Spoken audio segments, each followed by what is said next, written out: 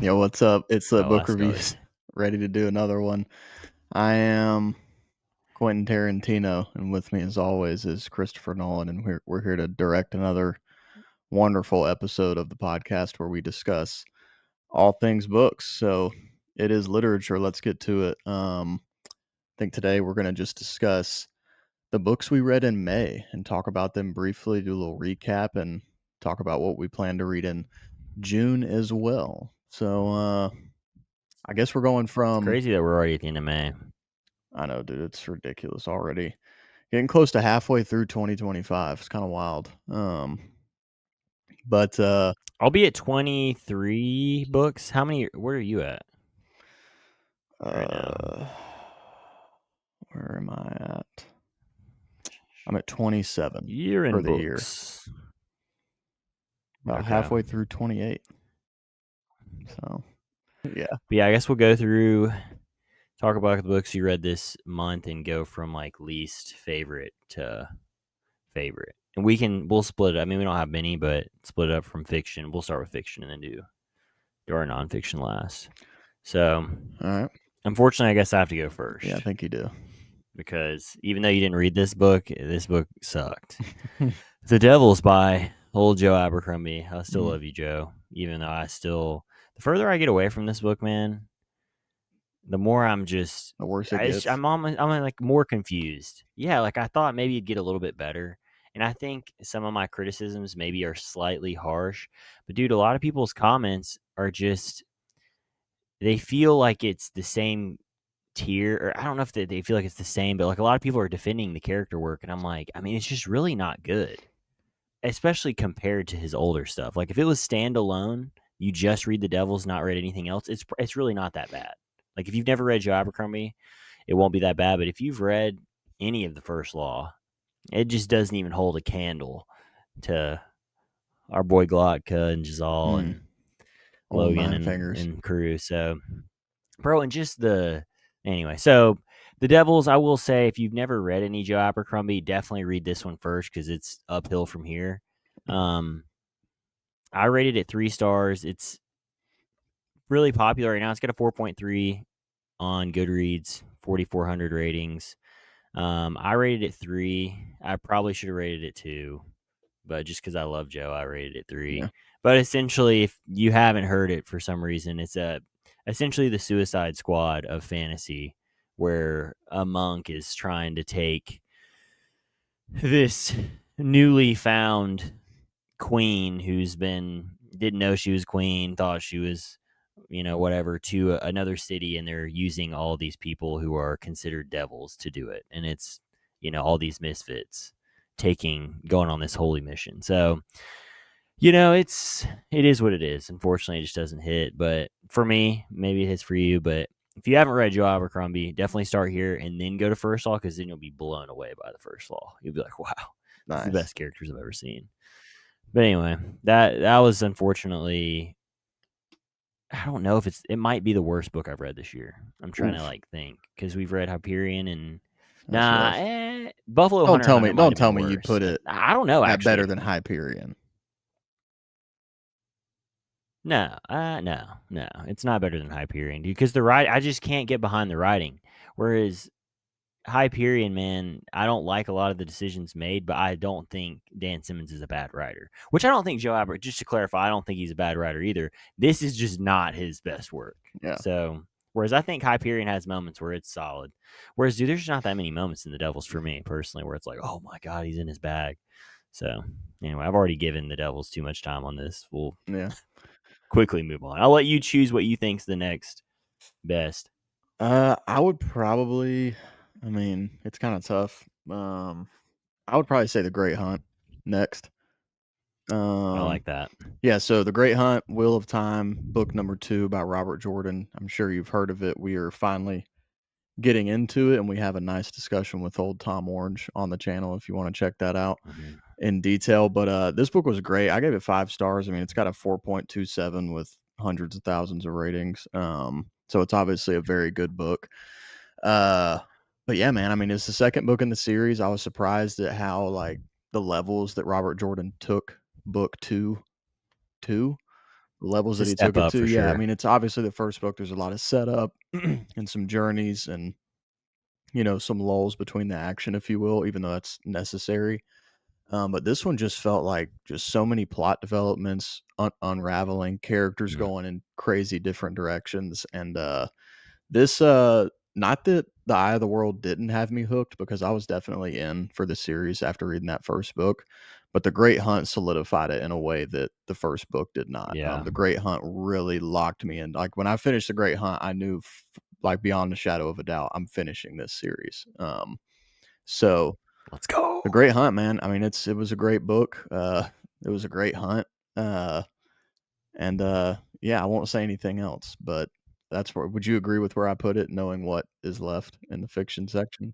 I think so. Yeah, it's crazy because I used to have The Great Hunt as my highest rated of the 6 that I'd read previously, Mhm. and so this is my first reread going back. But I think, yeah, going back now, I'm not done technically with The Dragon Reborn. Jesse is.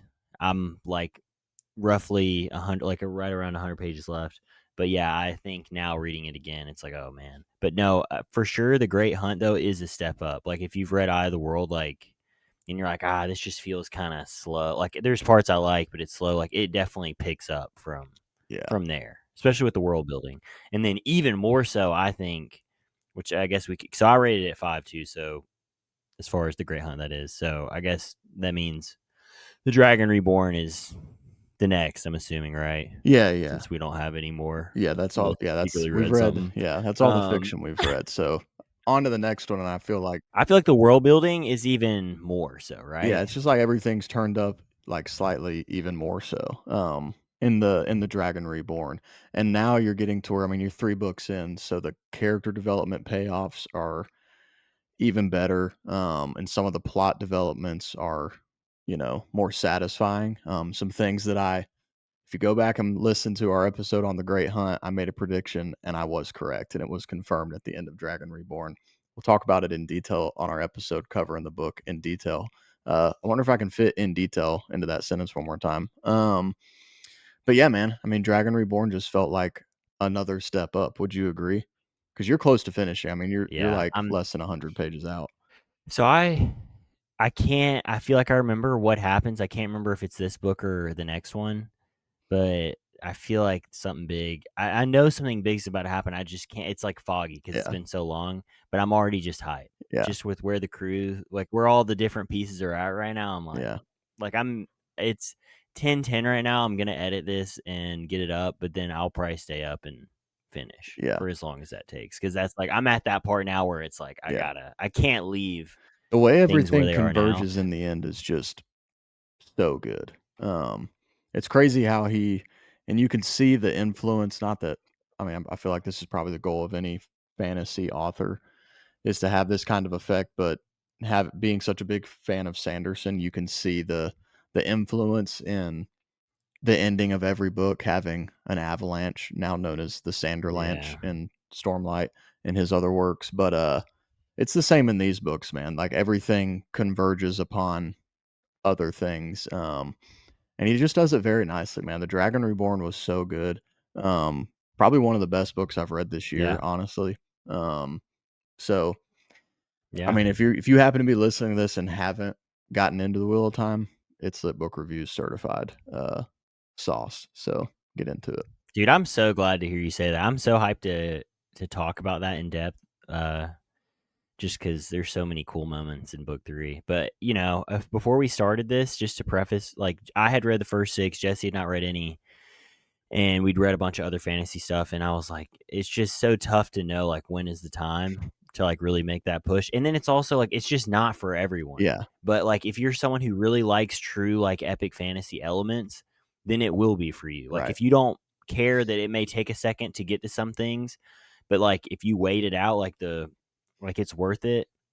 Um, it could be for you. And if it is for you, like you're really gonna like it. That's the thing I think Yeah. about Wheel of Time is like if it is for you, it's like, oh. So Well, dude, and but there's I'm also excited, bro. I'm just excited because I think we are gonna finish it this year. Like I think out of nowhere we're probably gonna kick it up. Because I feel like we've been churning these books out. I didn't think we'd be 3 books in already, to be honest. yeah, we're definitely hitting them for sure. I definitely think there's a possibility we're done this year. But yeah, man, it just hits really well, and there's something special about being on finishing book 3 of a 14-book series and really loving it and just being excited knowing like, dude, I've got 11 more books to read. This will So mean nothing by well, it's the time. just yeah, and it's just kind of, it would seem daunting if I wasn't super into the series, obviously, but for me, it's just like comforting to know, like, dude, there's a long time before I have to say goodbye to this series, you know?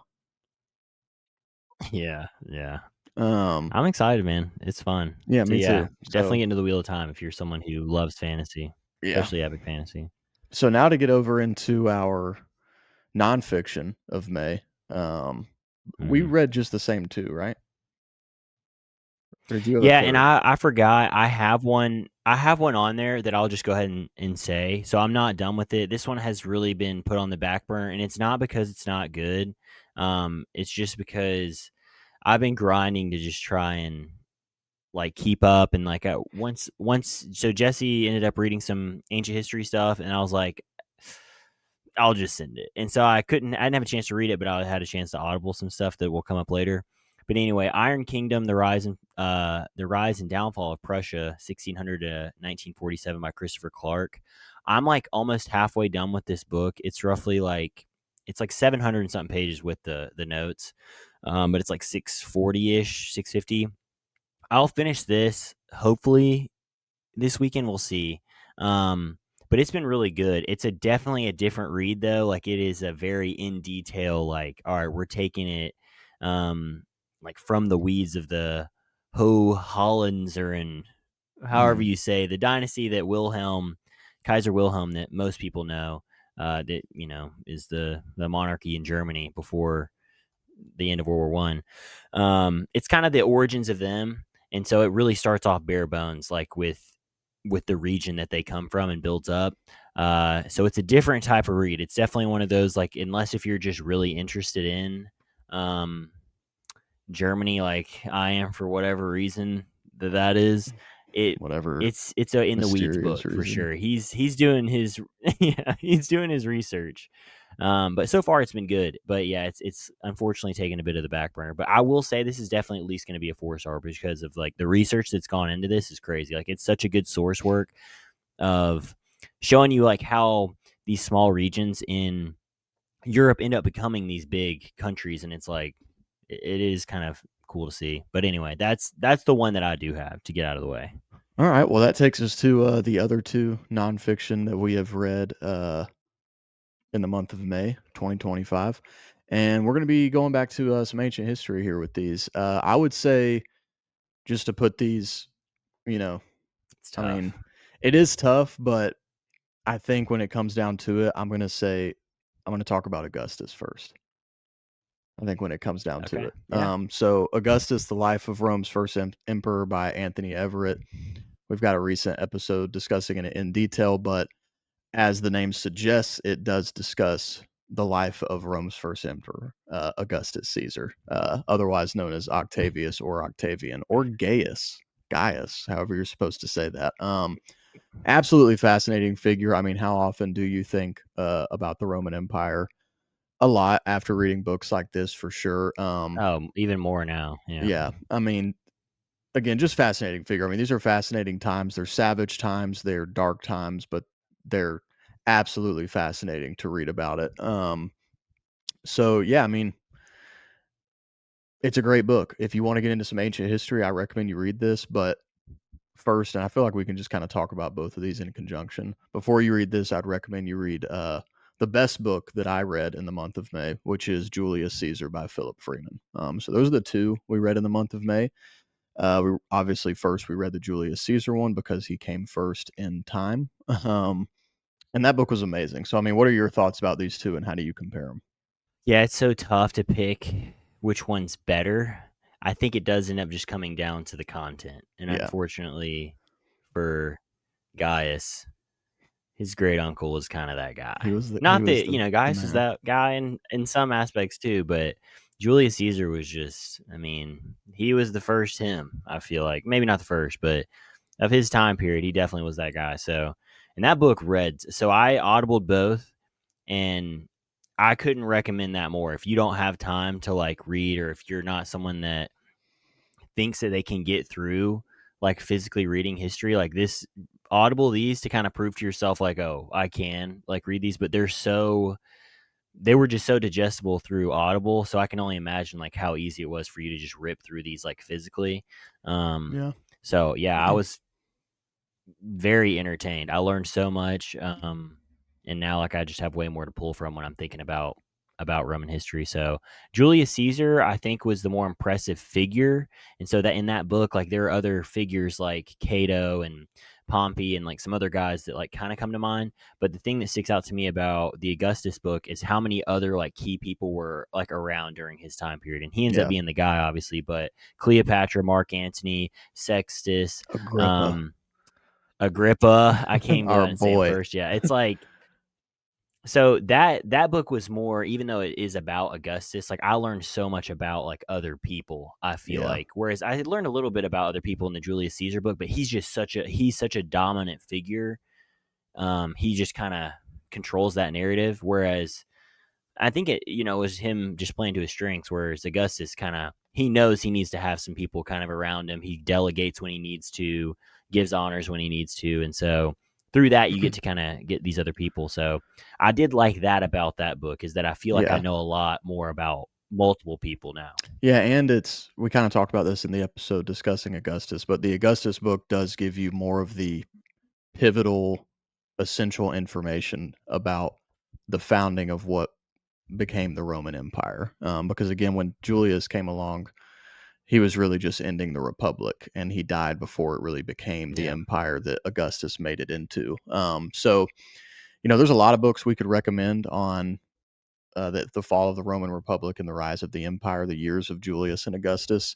But in the spirit of the books we read in May, highly recommend that you check out Julius Caesar, then hop right into Augustus, because it's going to give you the epic, insane fall of the Republic through the actions of Julius Caesar and the follow up years that Augustus inherits. And it's just, these stories are epic, man. When you read stuff like this, a lot of we always ask ourselves with writers like Robert Jordan, Brandon Sanderson, the great prolific fantasy writers, go back to J.R.R. Tolkien. yeah, Like how do they make this original stuff? And a lot of it is just original creativity, but a lot of the foundations of the politics and the way worlds and religions are set up come from ancient history and the wars that took place and the politics and the governments.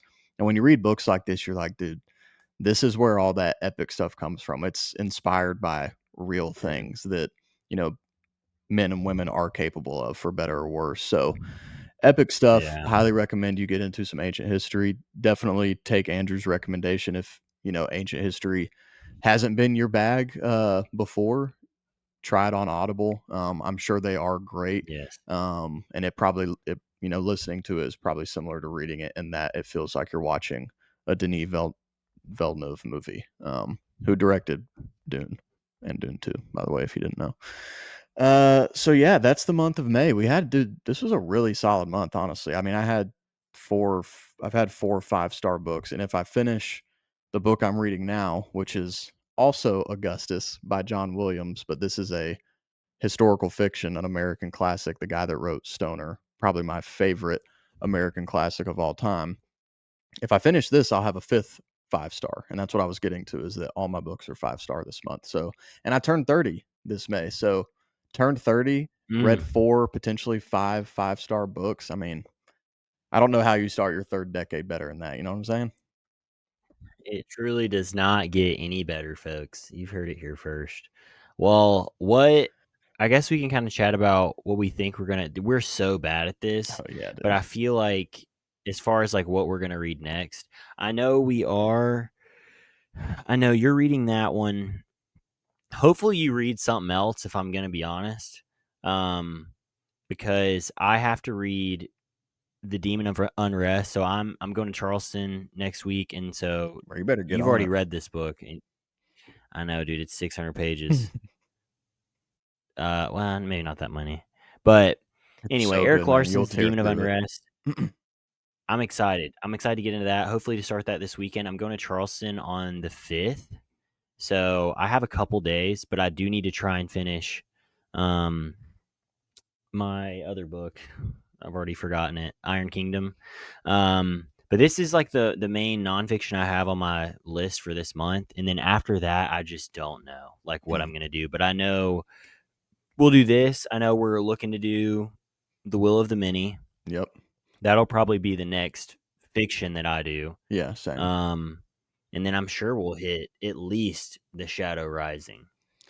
Like if I had to guess, like if like the surefire books that we're reading this month, I would like for me, The Demon of Rest, I'm reading it, but then I'm assuming The Will of the Many and Book 4 of The Wheel of The Time. Shadow Rising, book 4. Yeah, so those second two I will. I've read The Demon of Unrest, amazing book. I'm really looking forward to you reading it, bro, and us being able to talk about it because it's so good.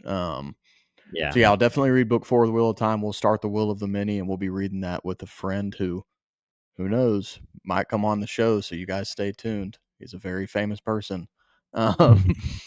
Nonfiction, dude, I'll be honest, I kind of don't know. I might hang out in some ancient history. The only problem is that the next emperor is Tiberius, and the book that is specifically about him that I want to read does not come out until June 30th, I believe. So I'm not going to get that in the month of June. So I might hit something more general. I might even go back further. I have this Adrian Goldsworthy one. He wrote the book about Philip and Alexander the Great and his father. Yeah. He has a book called Rome and Persia. I might read that. I really, really like his writing. But I don't know, man. I might jump forward. I talked about this the last time, and I still have not read a book on Teddy Roosevelt this year. And that's definitely something I want to do. But it just gets tough, bro, because I mean, we've done it to ourselves. But every time I read a book, I'm like, all right, like, is this one I'm fine with Andrew not reading? Because, dude, I mean, no one's reading The Bully Pulpit by Doris Kearns Goodwin with me. You know what I mean? And I'm pretty sure you own that book, I don't have you? that book. Yeah, I mean, it's a thick boy, Yeah. Yeah, I have it. thick girl. Respect to the women historians out there who write great works. Oh, good, the Braves just lost. So yeah, I might get into some Teddy Roosevelt. And who knows, man? We might even end up hitting book 5 of The Wheel of Time. Bro, I want to read that 30 Years War book. Who knows, dude? Maybe we Especially will get into after the 30 Iron Years Fist War by gets through Peter that. Wilson. Let's say that, dude. Let's say we start that. That's a big book. That'd be huge. I don't own it, but I can steal it. I mean, a true thief, the Thief Lord, if you ever heard of him, right here on the podcast, everybody. Thief Lord. So yeah, I mean, But I'm there's curious. so I'm curious to see much. what we end up doing this month I mean, there's a or this good coming chance month. that we'll end up reading like But 2 of those and 5 totally different ones. I mean, you never know. yeah, especially when it comes to that nonfiction, dude. It's like you just look over and stare at the shelf, dude. I have to read the Weimar years. I don't know. It just depends on how this Iron Kingdom book ends. If it ends with a locked elbow, like I think it is, I mean, it's gonna be tough, dude, for me not to just want to learn more. Dude, you're an idiot. I might So, read this new one that I just and bought I that just have to came read out. those Frank Mignola books. Plato and the Tyrant. The fall of Greece's greatest Okay, dynasty and the making of a dude, you know philosophic what you should read? masterpiece. Oh, I could read Glorious Exploits. You should, dude. You're gonna read that so fast too, dude. I think you should read that next because, dude, because you're wanting to start Will of the Many like probably soon, right? Yeah, Like I I know probably want to Jake's read wanting to that start it probably in the next next couple week or days. so. Oh, like I mean, I think he's going to wait we'll on have to us, figure but I'm that out. saying as soon as we're ready, like, we're good to go. If we were like Monday, you do it? You think?